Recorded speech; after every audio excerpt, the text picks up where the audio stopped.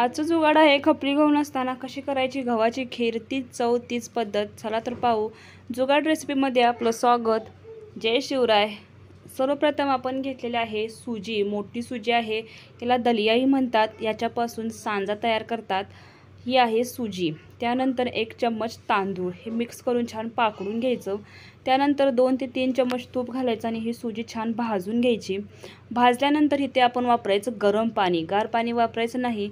गरम पाणी घालायचं आणि अगदी 10 मिनिटात ही सुजी शिजण्यासाठी ठेवायचं. अगदी 10 मिनिटातच आपली सुजी छान शिजते. खाली लागणार नाही याची दक्षता घ्यायची. त्यानंतर यामध्ये घालायचा किसलेला गूळ. अगदी किसलेला गूळ घाला जेणेकरून गूळ लगेच विरघळला जाईल. त्यानंतर हे पूर्ण मिक्स झाल्यानंतर त्यामध्ये घाला 1 फुल पेला दूध. दुधाचं प्रमाण तुम्ही कमी जास्त करू शकता. दूध घातल्यानंतर पुन्हा हे मिक्स करून घ्यायचं. आता हे ते वापरलेले आहे पेढा किंवा बर्फी वापरलेली आहे. तुम्ही पेढाही वापरू शकता.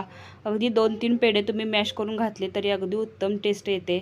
त्यानंतर वेलची, सुंठ आणि जायफळ अगदी 3 इंच पावडर तयार करून घातलेली आहे. अगदी सुगंधित आपली ही खीर तयार होते.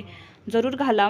त्यानंतर 2 ते 3 चम्मच नारळाचा खीस, अगदी ओला असू दे किंवा वाळलेलं खोबरं असू दे चालेल. त्यानंतर तुपामध्ये आपण हे ड्रायफ्रूट छान भाजून घ्यायचे.